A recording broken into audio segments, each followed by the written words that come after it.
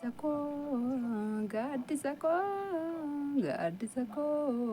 gaddi sako, Yesus. Warreen fuula koo yaaddan qofaaf faarfadhee warreen fuula koo yaaddan qofaaf hin dhufe warreen na yaaddan qofaaf hin dhufe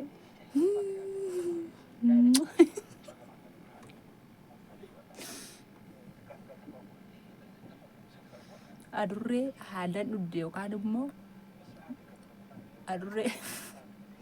haalaan dhudde dhiikoo fakkaata maalinnaan inni didibadhe kan dhiikootti.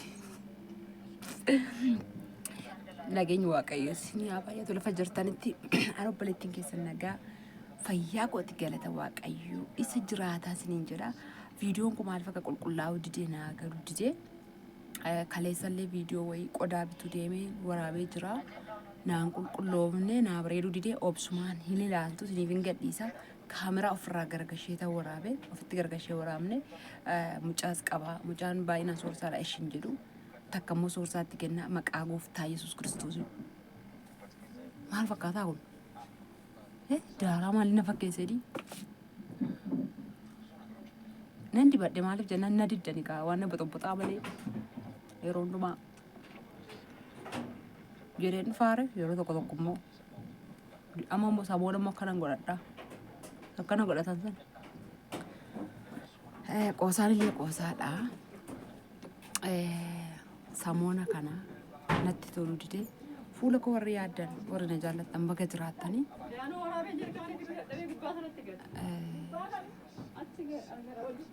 ani baay'ee sin jaalladha baay'ee sin kabajaa dhugaa waaqayyooti naa jiraadha maaliifi sinin jaalladha. Viidiyoo soofaa wayii bitee kaleessa waraabeen ture mana soofaa deemee gara qaalittii kana deemee gara qaalittii keessattuu gara beete kiristaanii maqaan isaa Garbeelii jedhamu warri beektan yoo jiraatan achan deeme iddoo baay'eedhaa filadheen isa achiin naa caalee naan achi dhaqee dambanyaa kootis jarri lammanni immoo filannoo barbaadadhee fooqirras bahee gadis bu'een filadhee bitee viidiyoo waraabeera waan biraa sinitti mul'ifne viidiyoon suni na jalaa fokkise hundi mimmisee siniif hin gadhiisa viidiyoo qulqulleessa amma dandeesse naan jettanii jirtu. Akkuma jettan iyyuu anillee sinan kabajaa badii konatti maa dadhabbina konatti maa nan sirreeffadhama waaqayyo na gargaare si'achi yoo gooftaan jedhee fayyinni koo fiixaan naa baanaanii mucaan koo jabaataa jira. Amma iyyuu nan deema jechaa jira baay'inaan abbaa bira oolu wayyaa fuudheen deema gara hojii achuma oolaa jira baay'inaani. Nan hojjedha hojii abdiin qaba hojii sirriitti hojjechuuf kaayyoollee nan qaba abdiillee nan qaba isiniin jedha. Viidiyoo sana maaliif qulqulleessuu dadhabde tigistii akkanaan hin jenne dhiifaman sin gaafadha. Maaliif jennaan na jalaa dimimmise kaameraa ofirraa gargashee waraabe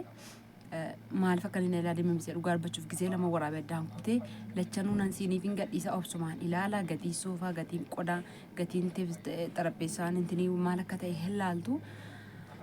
Bor miti hojje duree deema qodaan sun yoo waaqayyo jedhee sila har'a fuudhee deema jedhee yaade har'a waan hin xumurre wayitu jira dhimma wayitu jira kanaafan hafee hojii duree gara Arsii Nageellee deemaa jechuudha qodaan kun. Yoo isaa asitti amma viidiyoo kana isinii gadhiisee namni qodaa bittanii itti dabalachuu barbaadan jiraattanii isaa asitti jechuudha har'a bor keessa hojii duree amma guyyaatti hojii duree galgalan feesisa waan ta'eedhaaf yoo jiraattanii isinii bitee itti isinii dabalee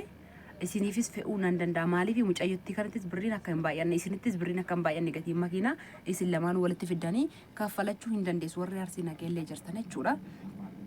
Isinii erguu nan danda'a yookiis immoo geessuu yookiis immoo soorsaa erguu nan danda'a jechuudha. Waan ofii gollee deemu baadhee halkan deemsisa makiinaan achi naan jedhanii. Kanaafuu obsumaan viidiyoo sana ilaala amma sirra deebi'ee isiniin jedha yoon sin dabbare dhiifamarra deddeebi'ee dubbachuu kootii fi warreen keessarraan dhuftanii silkii naa dawwaltanii sagalee naa qabdanii kan akka ebilu osoo isiniin hin jenne hin beektu ofii keessa yeroo beektu warreen karaa himuu naa dawwalaa jirtan sagalee naa ergaa jirtan anaaf immoo naam jechuu didee gaafa lammaffoo baazawwee jettanii miti baazawwee isin irratti hin jedhan bafusuma haasaa booda na isin irratti haasa'uun barbaadu. Gaafa lammaffoo engaddaa du'een oolee baay'ee na dhukkubee dhukkuba sanatti natti deddeebi'a turee natti deddeebi'a isa gaafa lammaffoo engaddaa immoo ganama sa'aatii 12tti kan na bahe halkan keessaa sa'aatii 3tti ollaa deebi'e. Lubbuu koo asitti na keessaa haree waxii hojjedhee osoo mana jiru biddeen osoo mana jiru nama hiixatee naa kennu dhabe dhugaa waaqayyoon sanitti hima. Haannaan na bira loolle hojii ishii wallatteen beektu soorsaan ganama beetu mana dhukkubaaru deeme tarii ollaa deebuu danda'a wanti kun jedheen hin deeme mucaan koollee akkanatti na wajjin cinqamaa oole jechuudha. Waaqayyo isinitti fidini waan ijoonoo ganna ba'u uffannumti na tuquyyuu dhagna koo biraa tuquyyuu naaf baay'ee ulfaataadha akkam fuula koo qabaatee xaawwadhe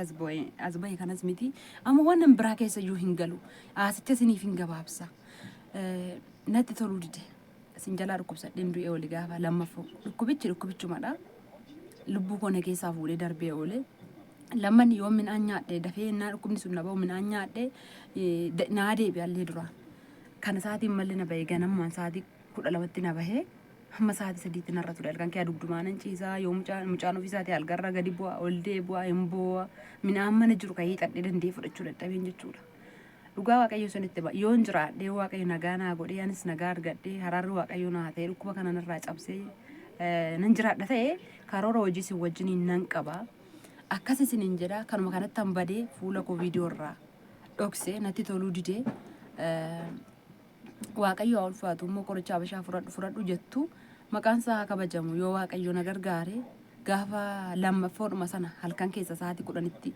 deemee tanaannaa mucaa baattee soorsaa jin deemnee halkan keessa sa'aatii 10tti deemee qoricha san fudhadheera har'aan guyyaa lammaffaan fayyadamaa jira guyyaa tokko olii lammaffaatti fudhadhu naan jedhanii gara adaamaa kanaa immoo nan deemadhe inni baay'ee waddade yoo fedha isaa ta'e qoricha jalqabeen jira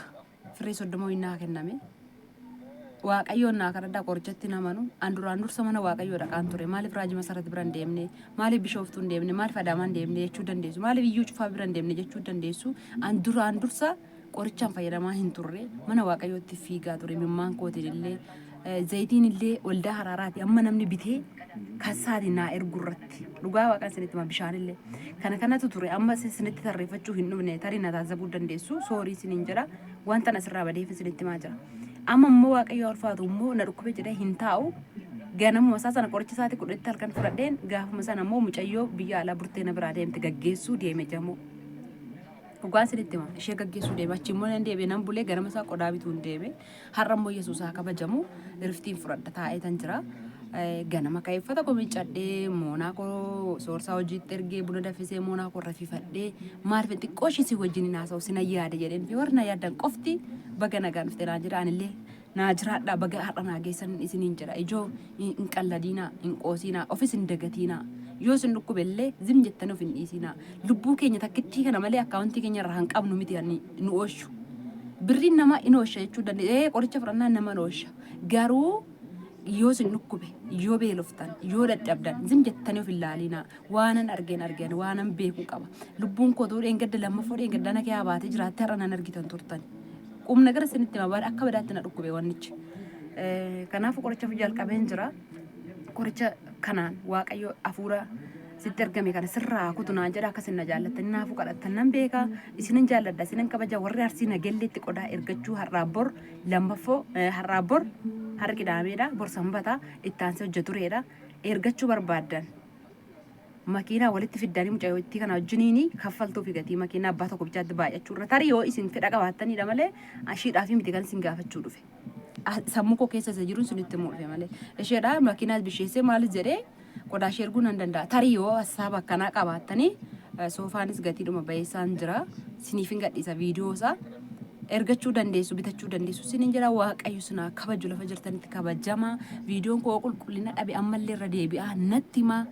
waaqni koo yoo jedhe ammas jabaadhe qulqullinaan nan hojjedha warreen keessaan na dhabdaniif immoo naa dawwaltanii sagalee naa keessanii haalatu naa hamjechuu didee dhiifama guddaa san sin gaafadha waaqayyo sinaa kabaju isinan jaalladha yeroo biraa amma walitti deebinutti nagaa waaqayyoo lafa jirtanitti hunda keessa faana naaf haa ta'u nagaan naa tura.